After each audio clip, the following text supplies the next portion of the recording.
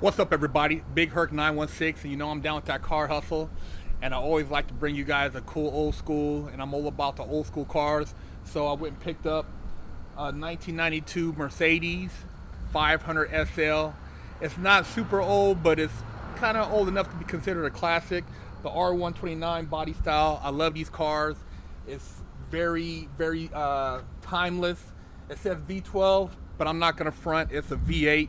The guy who had it before me just liked to, I guess, look like he was flossing, so he put the V12 badges on here. This car has like a kind of a special meaning to me because it's the same year. 1991 was when I graduated, but this car is a 1992, and at that time, this is one of the cars I always wanted. So the cars now, I picked this one up for under 10 grand. Hey man, it's not gonna do nothing but appreciate. I already doubled my investment on it, so I'm not mad about that.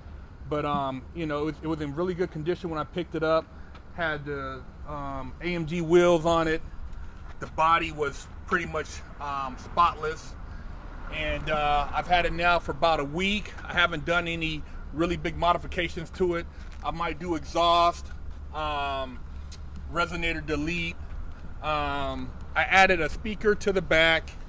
I'll let you guys check that out real quick. Just like a subwoofer back here. I added this and an amp. But other than that, I haven't really done anything to the car. The tint was there, but I had the tint redone. And the car, man, it's just a really smooth car, man.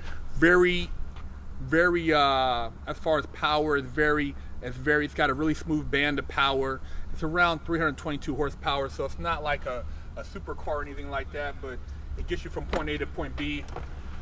Look at the interior. It's got the beige, man. The interior is like immaculate. The guy took really good care of it, and that's what really impressed me about the car.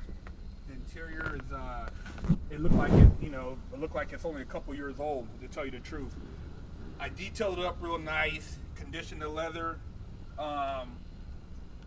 I put a newer stereo in it, so now I got Bluetooth. If you look back here, it's got some 6x9s in the back, so it gives it a cool little sound. I don't have no major bumps in here, but the car is just a really nice car, man. It's got some adjustments right here for the steering wheel underneath. Everything's pretty basic. The thing about these cars, the way they made them back in the 90s, the doors are pretty heavy, so it shuts real nice. It's got a nice little clonk. I'm gonna shut the door for you real quick so you can hear this.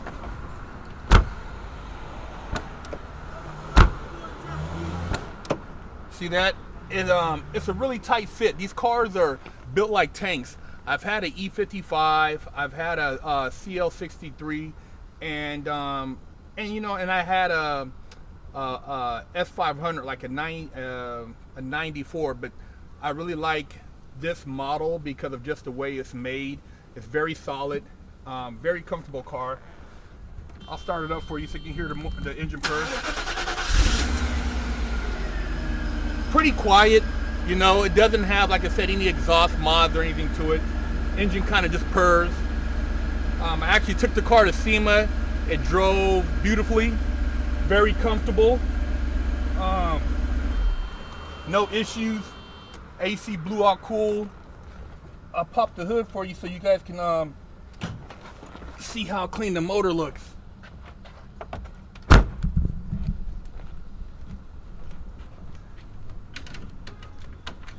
It's got a little toggle under the Mercedes, but the engine's immaculate, man. All I did was change the spark plugs, did an oil change, did a transmission service, and I did the front shocks. And the car is rolling, Just right here underneath, the mat is like brand new. The car is just a clean car, man. I really enjoy it. My wife enjoys it. I got a couple other cars I'm working on, so this car is like my in-between car when I want to just run errands around town. If I'm in LA traffic, what I'm saying, it's a cool car. I haven't took the top off yet, but what I'm gonna do is I'm gonna take the top off for you guys so you guys can check that out with the top off, and we're gonna go for a roll with the top down so you guys can peep what it feels like to be in a 1992 500 SL with the top down with Big Herc 916.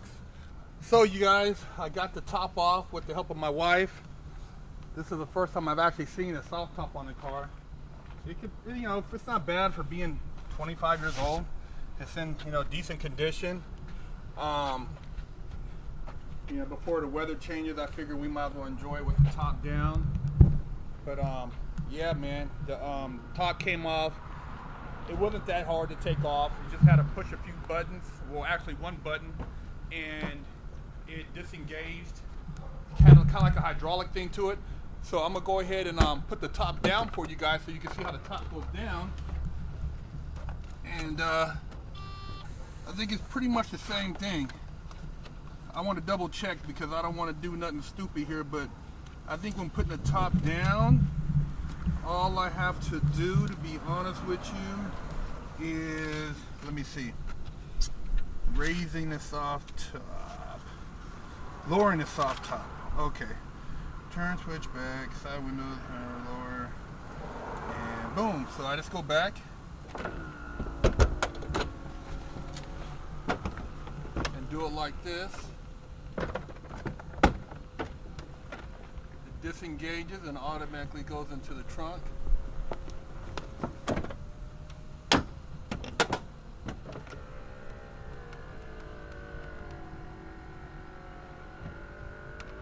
And there you have it. Top is down. Brains blown out in the 500 SL.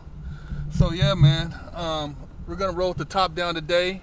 You guys can go for a little stroll with us down some of these little LA streets, and I hope you guys are enjoying the video. Yeah, so rolling with the top down and 500 SL with the V12 badges, and the ride is quiet. I got the windscreen up, and there's not too much wind really blowing on me right now. You know, it's nice to have the top down in November, enjoying this beautiful weather. And this is a really comfortable car. The suspension's very smooth. It's I would say more luxury than sport, even though the car is, you know, pretty sporty. And it's just a pleasant ride. You know, it's a quiet car, and I really enjoy it, man. It was a great purchase. I really can't complain about it. You know, these old Benzes is a hell of a deal. And for the price point, when these cars came out new, they're around $94,000. And you can pick one up now, a nice one, you know, $8,000, you know, $9,000, sometimes even $7,000. But, you know, it's better to get one for a little bit more. That way you don't have to worry about doing a lot of maintenance to it, because the parts on these cars can be expensive. You know, the less you have to do, the better. It's best to find one where somebody has a lot of the maintenance records that you can verify, because people have a tendency to lie. They'll make up shit. They're trying to sell a car. They'll tell you anything. You know, and if you have to replace stuff on this car, it's going to cost you.